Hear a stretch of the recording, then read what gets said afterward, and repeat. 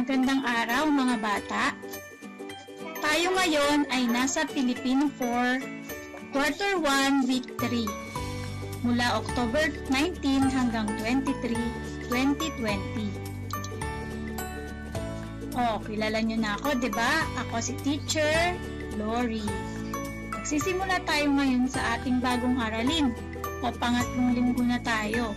So alamin natin ano nga ba ang susunod nating pag-aaralan ngayong linggong ito. Ang ating aralin ay tungkol sa pagsulat ng kwento sa natatanging tao. Ito ay isinulat ni Maribel P. Agustin at Elena S. Grino.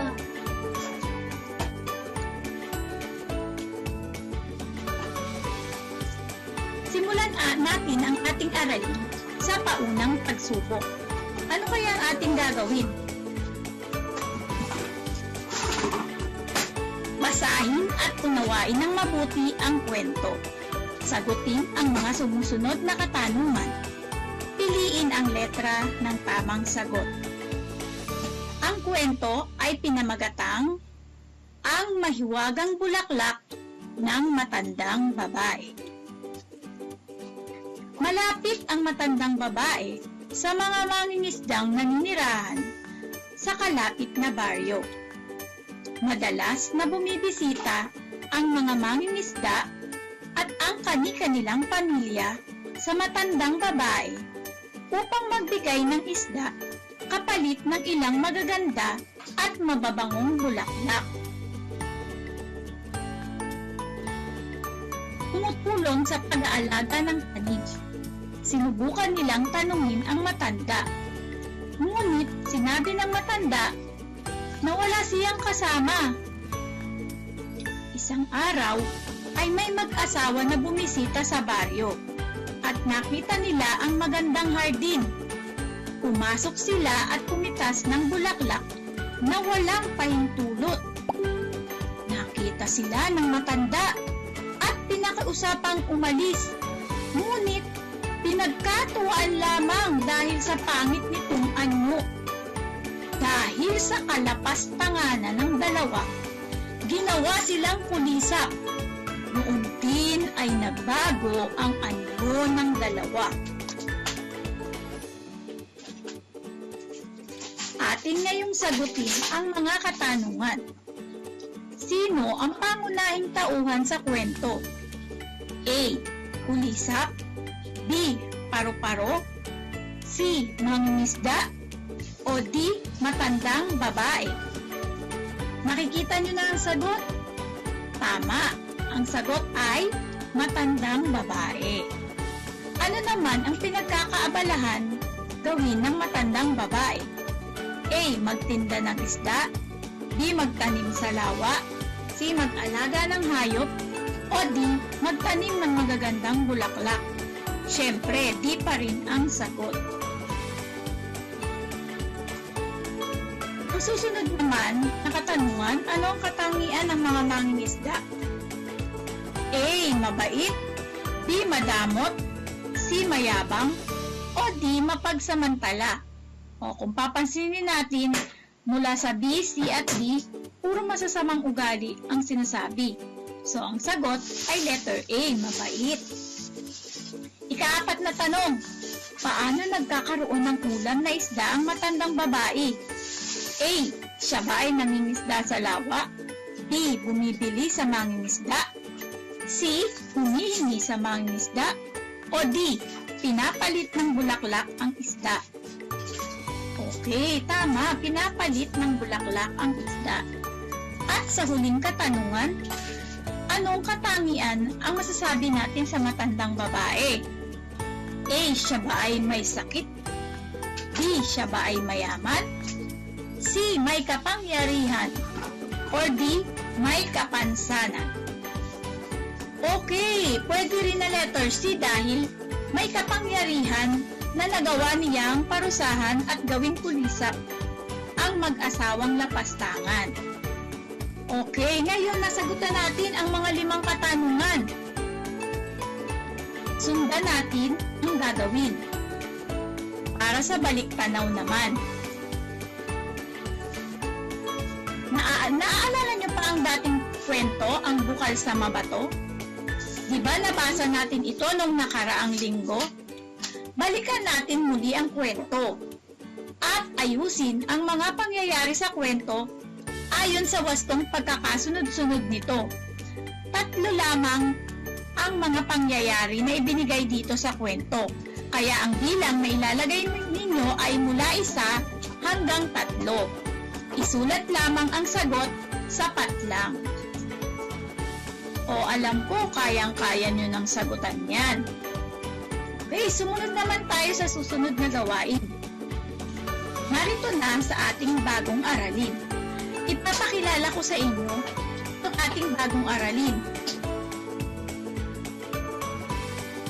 Sa aralin ito, pag-aaralan mo ang paraan ng pagsagot sa mga tanong sa nabasang kwento. O, handa ka na ba sa pag-aaral?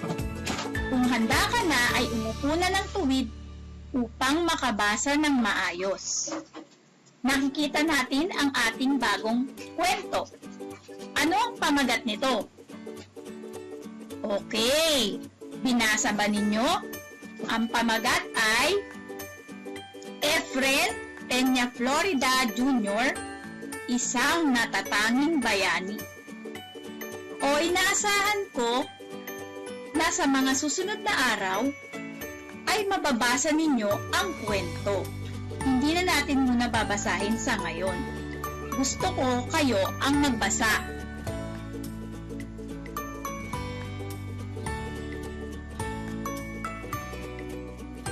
Okay. Ngayon, natapos nyo nang basahin ang kwento. Ay susunod na katanungan para dito. O nagustuhan mo ba ang iyong binasa? Pag-aralan mo ngayon ang mga paraan ng pagsagot sa mga tanong sa kwento. O bago tayo gumawa ng isang kwento, pag-aaralan muna natin ang mga paraan ng pagsagot sa mga tanong sa kwento. O diba sabi ko sa inyo, kapag nagbabasa kayo ng kwento, hindi pwedeng binabasa lamang. Kailangan naiintindihan ninyo ang bawat pangungusap o pangyayari sa kwento na inyong binabasa para syempre masagutan ang mga sagot sa mga tanong. Okay.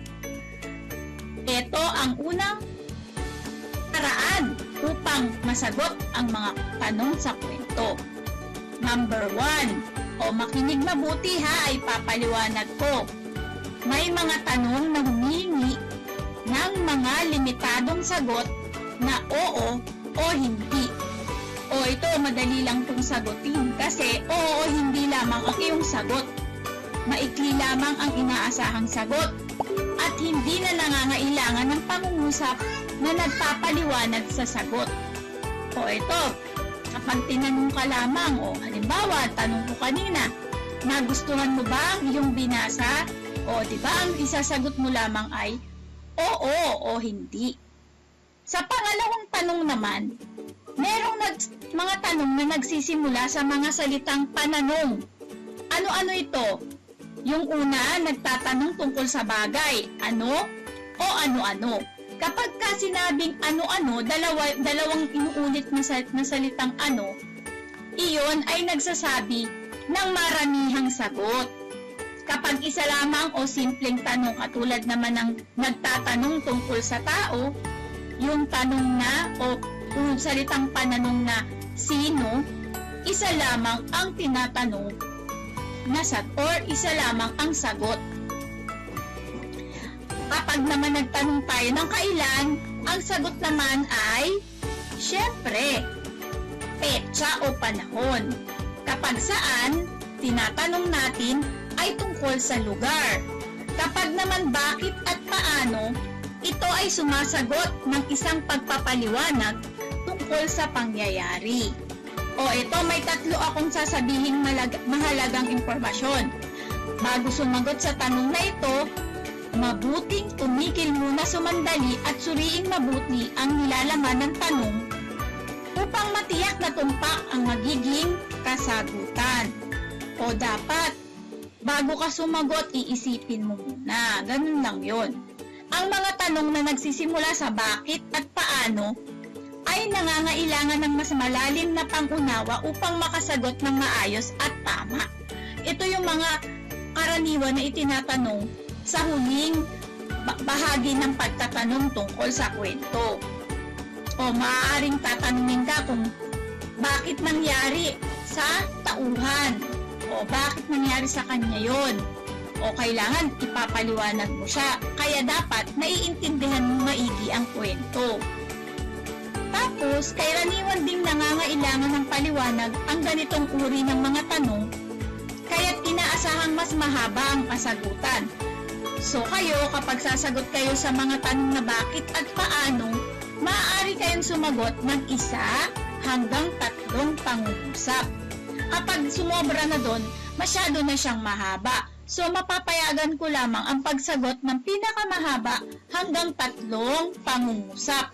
Pero kapag tinanong ka ng bakit at paano, hindi pa pwedeng isang salita lamang ang iyong isasagot.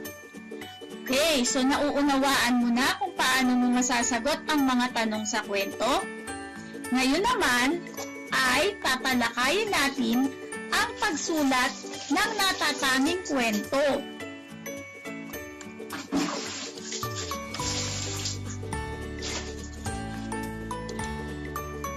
Okay, para sa pangalawang aralin, paano nga ba ang tamang pagsulat ng natatanging kwento tungkol sa natatanging tao sa pamayanan?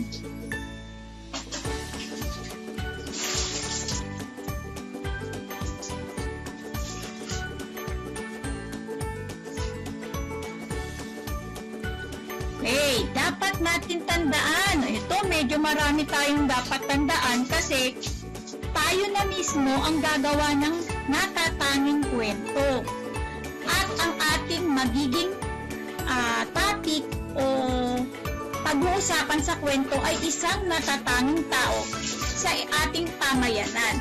So halimbawa, pipili tayo kung sino ba yung may magandang narating sa kanyang buhay o naging matagumpay sa kanyang buhay.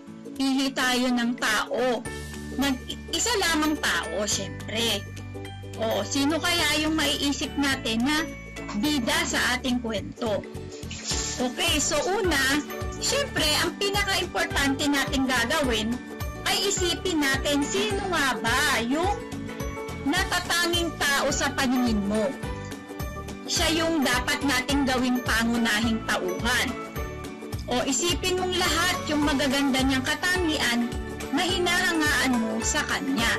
Siyempre, kaya pag sinabing natatanging tao, dapat marami siyang magagandang katangian na pwede mong ilagay sa iyong kwento.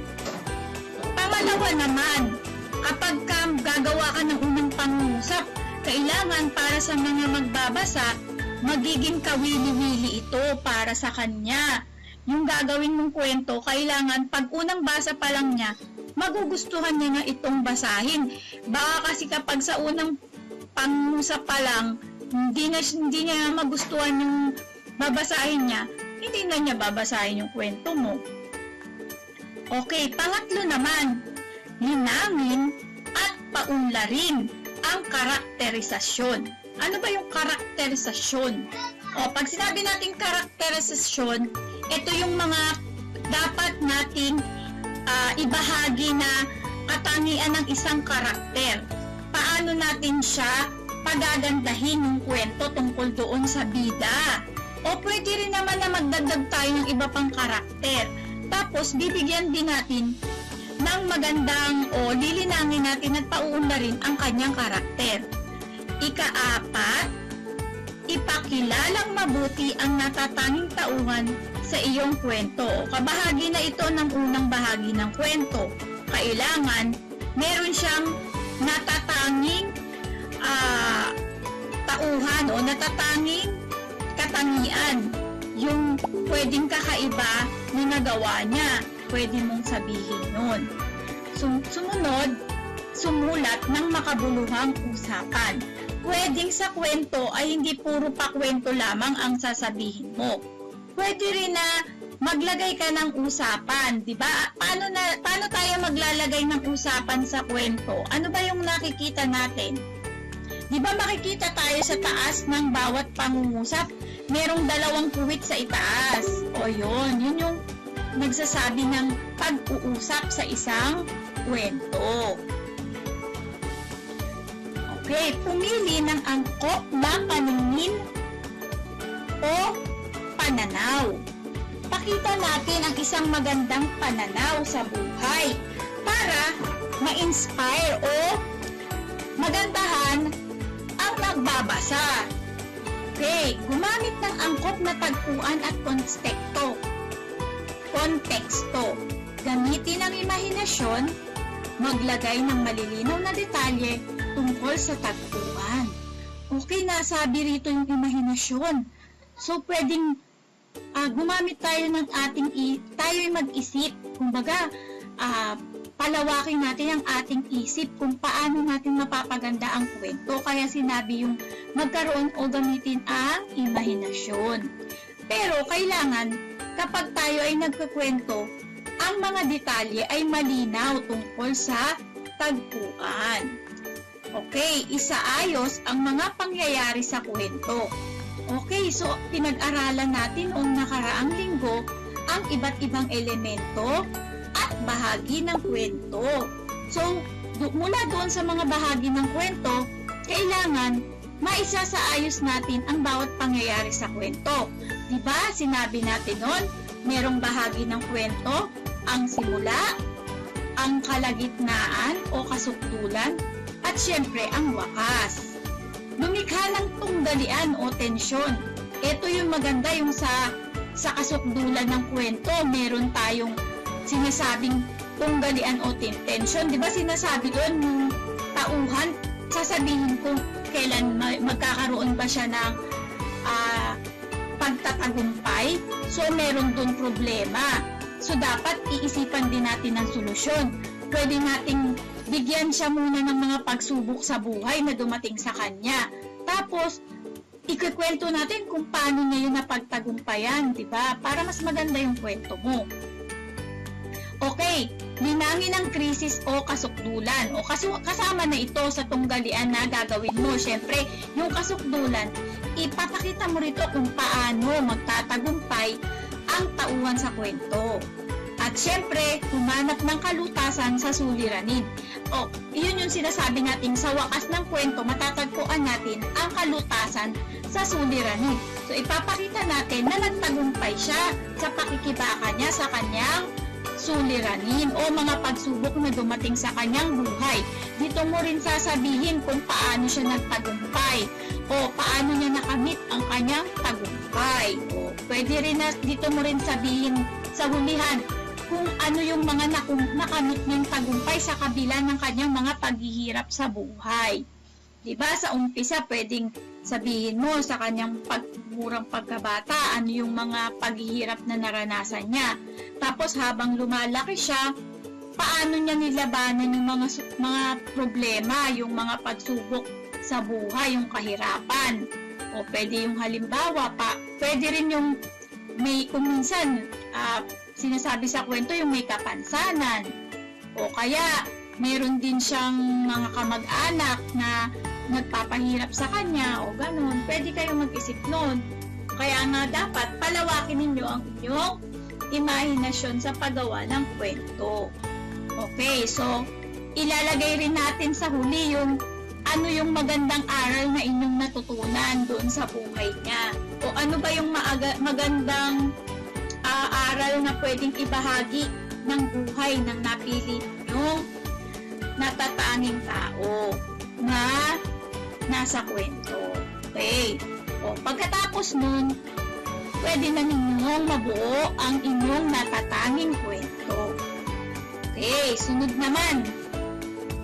Ito na yung mga gawain. Ito na yung gagawin natin pagkatapos nating malaman kung paano ba o mapag-aralan at matutuhan yung ating mga aralin. Okay, o sa tingin mo, Taglay ba ng binasang teksto tungkol kay Efren Peña Florida Jr. ang mga katangian sa pagsulat ng natatanging kwento na ating tinalakay? Okay, bakit tinanong ito? Kasi binigyan kayo ng isang kwento na maaari ninyong gamitin na basehan para sa paggawa ng natatanging kwento nyo. Kaya tinatanong sa inyo, syempre, ibibigay ng kwento tungkol kay Efren Peña Florida Jr. yung mga may katangian na tama para sa pagsulat ng natatanging kwento. Okay, ngayon, kung ating napag-aralan na at natutuhan yung pagsulat ng natatanging kwento, maaari na nating isagawa ang mga gawaing inihanda ko para sa iyo. O para sa ating unang gawain, alamin na natin. Gawain 1.1. Pagpapalawak ng talasalitaan. Okay, bago ko basahin ang panuto, ipapaalala ko sa inyo.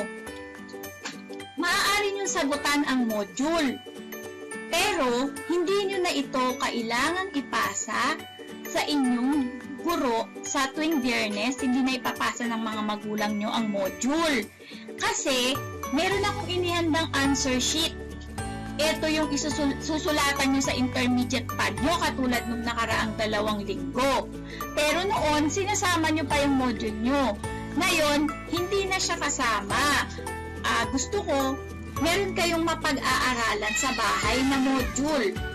Okay, so, yung answer sheet, pwede nyo sagutan muna yung module tapos kopyahin nyo sa answer sheet. O kung kulang naman kayo sa panahon, pwedeng huwag nyo na munang sagutan yung module kasi nasa inyo na yun eh. Ang sasagutan lamang ay answer sheet at ang ilalagay lamang ay sagot. Wala kayong ibang kokopyahin. Okay, so dito na tayo sa panuto para sa ating unang gawain. Ibigay ang kasing kahulugan ng mga salitang may salunggulit sa pangungusap. Piliin ang pitik ng tamang sagot. So, nakalagay rito sa baba, A, B, C, D, E, yung mga pagpipilian nyo. Yung A, solusyon, B, gantimpala, C, tagpuan, D, ipinakita, at E, lakbayin. Tapos, sa 1 to 5, doon kayo maglalagay ng sagot. So, inaasahan ko sa gawain 1.1, 5 pitik lamang ang ilalagay nyo. A, B, C, D, or E. Hindi pwedeng mauulit ang sagot ha, kasi 5 yung pagpipilian na sagot. Kaya 5 rin yung sagot ninyo. Okay, tig-isa lang sa bawat bilang. Okay, paano naman sa gawain 1.2? Ano naman kaya yung susunod na gagawin? Okay, yung mga tanong. Tapos, babasahin ninyong mabuti ang mga katanungan upang masagot ninyo ng wasto ang mga tanong. Ang mga katanungan nito ay base sa kwento, yung kwento na, halimbawang kwento ng isang natatanging tao. Sino ba yon? Okay, tama. Siya yon, yung binasa natin sa kwento kanina, yung natatanging tao. Okay, so sino ang natatanging tao sa kwento? Yan yung tanong sino, di ba? Yung mga tanong sa kwento, sinabi natin kanina, iba-iba yung mga kwento. Okay. Paano? Nagtatanong ng paano. So, pag sinabi ninyo yung unang tanong, may kasunod pa siyang tanong na paano. At number 2, ano ang nagsisilbing paaralan? Ano ang tanong? Tapos, syempre, bagay yun or lugar. Kasi paaralan daw eh. Tapos, bakit? May tanong na bakit. So, kailangan ninyong magpaliwanag. Isang pangungusap lang ang sagot ha. Huwag nang pahabain. Ito ulit. Bakit ulit yung tanong? So, number 3. So, ipaliwanag muli ang iyong sagot. Number 4. Nagtatanong ito ng kung may kakilala ka ba na tao. So, tao ang isasagot mo. Tapos, yung sumunod na tanong ay paano? Magpapaliwanag ka uli dyan. At yung huli, iisipin mo yung sarili mo bilang ikaw dun sa tanong. Diba? Ikaw bilang kabataang Pilipino. So, i-apply mo yung sarili mo kung ano yung nararamdaman mo, kung ikaw ba o paano ka ba makakatulong sa iyong kapwa. So, isipin mo na sa tanong ay ikaw yung tinatanong. Okay, so sasagot ka base sa sarili mo. Number 5 yon. Okay, so sagot lamang ang ilalagay sa answer sheet o sa intermediate pad. Hindi kayo kailangang pumopya ng kahit anong tanong. Okay, susunod. Gawain 1.3. Subok, sulat. Pag sinabing subok, sulat, magsusulat kayo.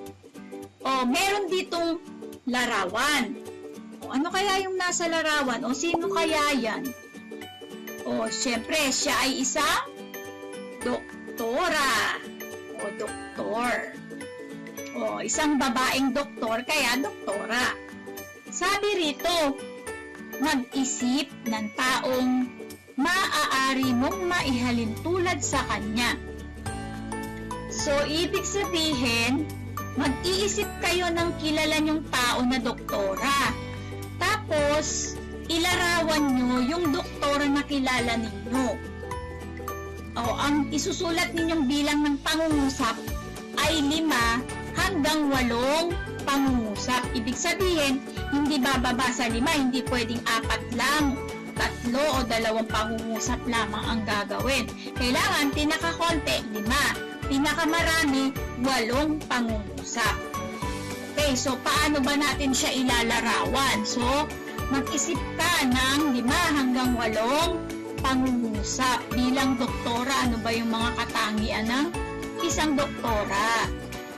Okay, so kapag iyan ay aking chinekan o iwinasto, meron akong mga panuntunan paano ko bibigyan ng pinakamataas na score yung gagawa yung ginawa ninyong kwento.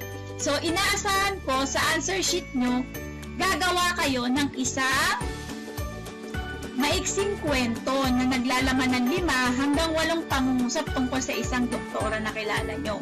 Okay, so meron akong mga pamantayan dyan. Sundan niyo yung mga pamantayan para mabigyan ko kayo ng matataas na puntos base sa mga kwentong ginawa nyo.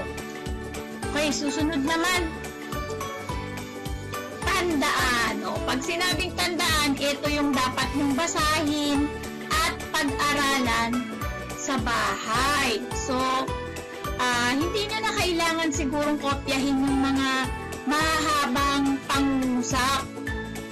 Pero, mas maganda, gumamit kayo nung highlighter para lalagyan nyo ng highlight yung mga salitang importante para kapag nagre-review kayo o binabalikan ninyo yung mga dapat tandaan, alam nyo na kung alin doon yung mga parte na dapat ninyong bigyan ng pananda para ninyo tandaan at yung dapat ninyong matutunan, yung importanteng impormasyon base sa ating aralin. Okay, so ano-ano ba yung mga dapat nating tandaan? Paano sinasagot yung mga kwento? Di ba kapag nagbasa tayo ng kwento, dapat tandaan natin kung paano yung tamang pagsasagot ng kwento. Tapos, dapat inuunawa natin mabuti yung mga tanong para masagutan natin ng wasto. Hindi pwedeng babasahin lang natin ng mabilis yung kwento. Tapos, pagka may mga tanong na, babalikan na naman natin yung kwento kasi hindi natin naintindihan, di ba? O sayang yung oras at panahon natin. O mas malito pa kayo kapag paulit-ulit yung pagbabasa ng kwento. Kaya dapat, hindi naman kailangan mabilis magbasa ng kwento eh. Ang importante, nauunawaan ninyo ang kwento. Okay, sa pagsulat ng kwento, bawal yung nangungopya, syempre. Huwag kang nangungopya ng kwento ng iba. Kailangan may originality ka. Dapat, yung ideya ng iba, hindi mo gagayahin. Parang ninanakaw mo na yung ideya niya eh. Kasi siya yung nakaisip nun, so bawal mo siyang gayahin. Okay, so ang sino mang mailayuning sumulat, lalo na ng maikling kwento, ay nararapat magsimula sa pamamagitan ng pagbabasa. O para ka daw maging magaling sa pagsulat ng kwento, sa simula dapat magaling ka ring magbasa. Okay, hindi pwede yung wala kang hilig sa pagbabasa tapos gagaling ka na sa pagsusulat ng kwento. Hindi pwede yun. Kailangan maging malawak ang iyong karanasan para kapag nagsusulat ka ng kwento, meron kang napupulot na mga ideya. Hindi naman pwedeng, sabi ko, katulad kanina, yung ideya, nagbibigay lang ng parang clue sa isip mo, pero ikaw yung magpapalawak ng iyong imahinasyon. Tapos, kapag may ideya ka na, pwede mo na itong gamitin sa pagsusulat ng kwento. O sino ba sa inyo yung mahilig magbasa? O sigurado yan, kung mahilig kang magbasa, magaling ka rin magkwento. Okay, at yung huli, kailangan maging palamasid sa kanyang kapaligiran ang isang nagnanais na maging manunulat. O kapag ka kasi manunulat ka, hindi basta-basta lang nakikita mo yung isang bagay sa iyong paligid. O tinitingnan mo ito o sinusuri mo ito ng maigi. Halimbawa, yung isang puno, pag tinignan mo, hindi lamang siya isang puno. Sa isang manunulat, marami siyang maaaring masabi sa puno. O masasabi niya na, ang puno ay puno ng buhay. Ano nga ba ang naibibigay nito? O ano nga ba ang istruktura nito? O paano ba ito nagiging kapakipakinabang? Marami kang masasabing detalye kapag ikaw ay isang manunulat. Okay, so sana natandaan mo lahat yun, ha? Okay, susunod na tayo. Ano naman kaya yung susunod? Pag-alam sa natutunan. O ito, kung talagang may natutunan ka, tingnan natin kung maipapakita mo ng tama ang mga sagot mo. Okay, so ito na yung paggawa ulit ng isang kwento tungkol sa natatanging tao sa pamayanan o sa bansa. O isusulat mo ito, pero mas maganda pala ito dahil magtatanong ka sa matatanda o kaya magsasaliksik ka tungkol sa buhay ng taong nais mong itampok. O halimbawa, isip tayo ng sino ba yung pwede nating isipan ng magandang kwento na tauhan na kilala natin. O halimbawa, si Mayor, di ba? O tumutulong siya sa mga tao, yun, maganda yun. O pwede nating alamin ang kwento tungkol sa buhay niya. Tapos, paano ba siya naging matagumpay bilang isang mayor? Ganun. Pwede yun halimbawa ko. O kaya yung mga naging professional na nakakatulong sa mga tao, bukod sa doktor, ano pa ba yung mga dapat nating hangaan na professional na nakakatulong sa mga tao? O mag-isip na kayo. Okay, pagka naisip nyo, ito pala maganda yung bumbero. May kilala ba akong bumbero? O may kilala ba akong inhinyero? O ano ba yung mga dapat ninyong hangaan? Mga pulis, di ba? Tumutulong din yan sa tao. O paano nila nakamit yung maging matagumpay na pulis? O pwede yun. Okay, mamarkahan ko yung paraan ng pagsulat para masubok ko kung natutunan nyo nga ba ang tamang paggawa ng kwento sa isang natatanging tao. Okay, katulad kanina, meron tayo ulit pamantayan. Yan, basahin nyo na lang, ha? Okay, yung susunod. Ang wakas na pagsusulit. O, pag sinabing ang wakas na, tapos na yung ating aralin, di ba? Mabilis lamang. Okay, so, meron tayong kwento na may kasunod na katanungan. O, so, iyan ay kwento na kayo na lamang ang magbabasa. Kanina, bilang patnubay, binasahan ko kayo ng isang kwento, yung halimbawa ko sa inyo. Ngayon naman, kayo na yung bahalang magbasa. Yung pinamagatan ng kwentong pambansang pintor. O, sino kaya to? Si Fernando Amorsolo. Bakit kaya siya naging pambansang pintor?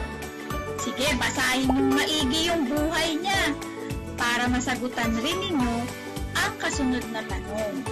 O, yung mga tanong sa pangwakas na pagsusulit, ito yung quiz. Kaya, dapat kayo sa sarili nyo yung makakasagot. Masusukat natin kung kayo nga ba ay nagkaroon ng natutunan sa aralin na yon. O hindi pwedeng tatama rin kayo sa pagbabasa. Kahit nasa bahay, dapat magbabasa kasi tatanungin ko yung mga nanay ninyo kapag nagpasa sa akin ng module sa Friday kung talaga bang binasa nyo yung kwento. Okay, susunod. Basahin na natin yung mga katanungan para maintindihan niyo ang tamang pagsagot o tamang sagot. Malaman ano yung mga tamang sagot. O, may clue ako sa inyo. Yung lugar daw hindi pala, saang larangan. O, pag sinabing larangan, ano ba yung kanyang career? Ano ba yung kanyang naging profesyon o trabaho sa buhay? Yung number 2 naman, ano daw yung paksang ginagamit ni Fernando Amorsolo kapag gumuguhit siya? O, tungkol saan yun? O, sige, meron pa ditong pagpipilian sa letter D, lahat ng nabanggit. O, huwag kayong malilito dun sa mga ganong klase ng pagpipilian, ha? So, dapat i-check nyo munang maigi kung talagang iyon nga ba ang inyong magiging tamang sagot. Okay, number 3. Nag-aral daw sa ibang bansa si Amorsolo. Paano siya nakapag-aral sa ibang bansa? Yung number 4 naman, ilang taon daw si Fernando Amorsolo nung tumira siya sa kanyang tiyo Fabian. Meron panibagong karakter, may tiyo pala si Fernando Amorsolo doon. At yung huli, ano ang naging susi sa pagiging isang pambansang pintor ni Fernando Amorsolo? O, diba, kanina, unang tanong ko yan kasi ang paksa sa kwento yung salitang pambansang pintor kasi naging title din siya, naging pamagat. So, yun yung unang aakit sa mambabasa. Oo nga, no. Bakit kaya siya naging pambansang pintor? Kaya sa number 5, yun din ang tanong. O, ano kaya yung dahilan? Bakit siya naging pambansang pintor? Okay. Pagninilay. O, nilayan natin ang ating mga aralin sa araw na ito. O, ito sabi, i-relax mo ang iyong sarili at babasa ka ng isang tula. O, kanina, kwento. Ngayon, susunod nating aralin ay tungkol sa tula. O, mas masaya yung tula kasi mas maiksi lamang siyang basahin. O, bago ka magbasa, pag-aralan mo muna ang mga paraan sa pagbigkas ng tula. Bigkasin ang tula ng may tamang bilis, diin, ekspresyon, at intonasyon. Okay? So, hindi lang pala dapat babasa lang tayo ng tula na kahit ano lang yung gusto natin. So, meron palang tamang paraan paano tayo bibigkas ng tula para magandang pakinggan yung ating tula. O ano-ano kaya yung mga paraan? O, aralin natin kasi i-a-apply nyo yan. Magbabasa kayo, may susunod ditong gawain. May ipapabasa ako sa inyong tula. Tapos, papraktisin nyo sa bahay yun. Tapos, gusto ko, maghahanda ang inyong mga magulang, ibibidyo kayo o tutulungan kayo ng mga magulang nyo sa huling gawain natin mamaya. Yung pagbabasa ng tula. Sana makapagpasa kayo ng video nyo. Okay, so bago natin magawa yun, syempre turuan ko kayo paano nga ba yung tamang paraan ng pagbigkas ng tula. Okay, masasabing epektibo ang bumibigkas kung natitinag niya ang nanonood. May malakas siyang hikayat sa madla kung nagagawa niya itong patawanin o paiyakin sang-ayon na rin sa diwang isinasaad ng tula. O ang haba ng paliwanag, pero sa kabuuang detalye o sa kabuuang at sinasabi nito, siguro or sa madaling salita, siguro dapat yung pagbigkas mo ng tula, maiengganyo mo ang makikinig sa iyo. Maraming paraan paano ka makakapag-engganyo, hindi lamang kung paano mo bigkasin ang tula.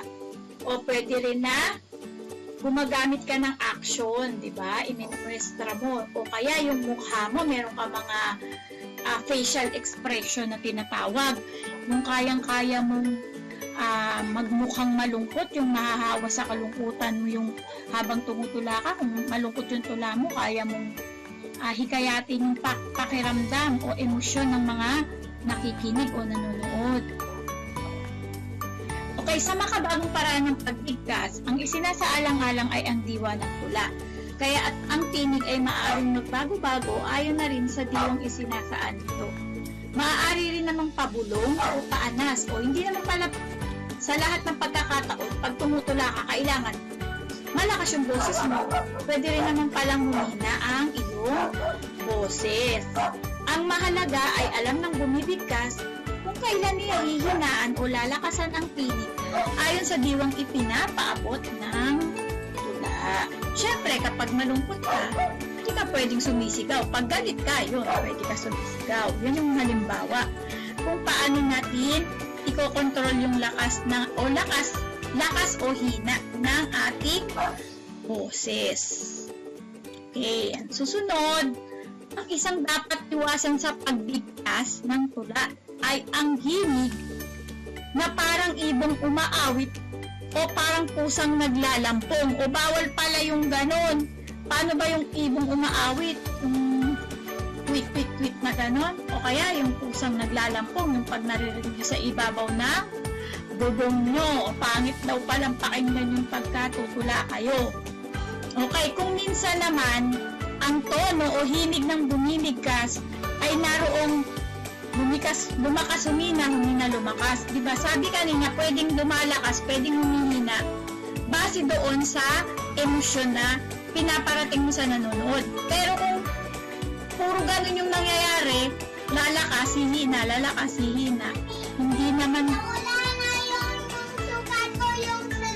hindi pwede na ganun lagi ang boses ninyo.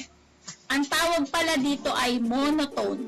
Hindi ito kahali-halina sa nakikinig. Okay, sunod. Yung monotone, pwedeng sa umpisa lumalakas. Tapos habang tumatagal, humihina. Tapos pag mahina, lalakas na naman. Hihina na naman. Yun siguro yung sinasabing monotone. Okay, so eto na yung ating kwento. Bayani ko ang guru ko. Tula ni Maria Bernadette G. Arabis. O, eto na yung tula natin. Okay, so, para hindi naman kayo masyadong mahirapan, o susubukan ko sa aking kakayahan kung pwede nyo akong gawing batayan kung paano nga ba nagbabasa ng tula. O, pasensya na kayo kung yung pagbabasa ko ng tula ay hindi magiging ganun kagaling o ka-perfecto kasi wala naman akong practice dito. O ngayon ko lang babasahin yung tula na to. Pero, ito ay isang batayan lamang ninyo. Mas kaya nyong gawing mas magaling yung pagbigkas ninyo ng tula. Pwede kayong tulungan ng nanay nyo. Okay?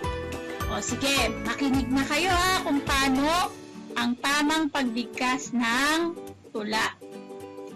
O ulitin ko, ang pamagat ng ating tula. Bayani ko ang guru ko. Tula ni Maria Bernadette G. Arabis. Okay, narinig niyo yung huling tono ko, 'di ba? Bumaba yung huling parte kasi tapos na yung introduction para sa tula. Doon sa pagsabi ng pangalan ng sumulat ng tula.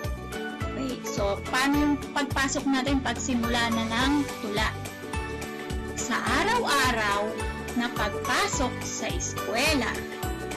Kayo ang aming nakakasama.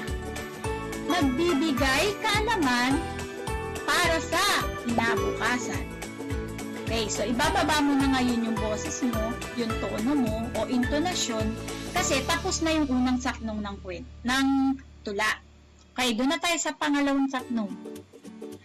Sa maraming taong ginugol sa paaralan, kayo ang siyang naging sandigan. Nagbibigay sagot sa aking mga katanungan. Okay. Salamat sa inyo, aking mga guro.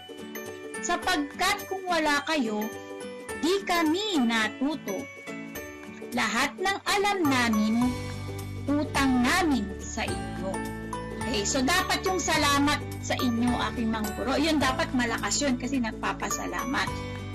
Okay, ito pa yung mas malakas yung simula ng salitang tama. Kasi may exclamation point, di ba?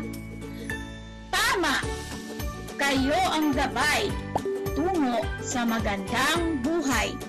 Mga turo ninyo ay walang kapantay. Hinding-hindi malilimutan anuman ang maranasan. Bayani ko ang guro ko at ngayon ay pinasasalamatan. Okay, so malakas din yung huli, yung pinasasalamatan. Tapos yung hinding-hindi narinig nyo, di ba, madiin. Yun. Tapos, kapag bumili kasi kayo ng tula, dapat merong stress doon sa dulo, sa bawat parte ng huling linya ng bawat saknong. Kasi, doon nyo ididiin yung tamang tunog sa bawat parte ng tula. O yun yung tinatawag natin sa English yung rhyme. Diba? Magkatunog, katulad ng eskwela, nakakasama, ganun, kaalaman, kinabukasan. Okay, so dapat yung salita ninyo or yung pagbigkas ninyo ng tula, dapat meron kayong stress doon sa mga dulo. Ganun kapag ka tumutula. Okay, so sana mayroon kayong natutunan kung paano ang tamang pagbigkas ng tula. So inaasahan ko mayroong makakagawa ng ating huling gawain kung paano ang tamang pagbigkas ng tula. Siyempre, mas may bonus points kapag ito ay malalapatan ninyo ng tamang o magandang pag-action sa tula. O dapat may action kayo kapag tutula. Mas maganda yon. Okay, maiksi lamang yung tula. Hindi naman ninyo kailangan kabisaduhin yan. Pwede nyo naman mabasa yan. Habang hawak ng nanay nyo, habang binibidyo kayo. O meron kayong binabasa. Pero mas maganda, mag-practice muna kayo sa salamin. Tapos, i-try nyo, i-practice nyo para masanay kayo. Okay? Ito yung mga pamantayan para sa marka. Bibigyan ako ng malaking puntos kapag nagawa nyo itong 4 na pamantayan. Okay, so dapat malinaw ang pagbigkas, malapat ang wastong himig ng tula, naiangkop ang lakas at paghina ng tinig sa damdamin at diwa ng tula, angkop ang bawat kilos at ekspresyon ng mukha sa tula, at syempre naging kawili-wili at nahikayat ang lahat ng nakikinig. So ako lang yung magiging audience nyo. Kung gusto nyo, ma-present natin yan next week, yung pinakamagaling na tutula. Kasi mag-online tayo next week eh. So yung magpapasa sa akin ng tula, ipe-present ko yan o kaya ise-send ko sa messenger. Papakita ko kung sino yung may top 3 na magaling sa pagtula. Tapos bibigyan ko sila ng prize. Okay, para mas mahikayat kayo, sige, magbibigay ng prize si teacher sa bawat section. O, 3 yon, bibigyan ko kayo ng prize kung sino yung pinakamagagaling na magpapasa sa akin ng tula. Tapos, makukuha nyo yung prize nyo sa Friday. Bibigyan ko kayo ng prize. Okay ba yon? O, kaya dapat maghanda na kayo para sa inyong huling gawain ang maganda o kaaya-ayang pagbigkas ng tula. Ano yung tula natin? Tungkol sa guro, syempre, yung bayani ko ang guro ko. so inaasahan ko na sali kayo o makikiisa kayo sa ating unang gawain na may video nyo. Okay, so excited na akong manood at piliin yung pinakamagaling na tutula. Sayang no, yung face-to-face natin, wala. Kung may face-to-face, mas maganda to, mapapanood ko kayo ng live. Pero sa ngayon, video mode muna tayo. Okay, so pa-video din muna kayo. Patulong kayo sa nanay nyo para parang yung katulad dun sa linggo ng wika, di ba? Okay, so dyan nagtatapos ang ating aralin para sa ikatlong linggo sa Filipino 4. Okay, so paalam na sa inyo. O, pag-aralang mabuti ang ating aralin ngayon. Okay, salamat sa pakikinig. Paalam.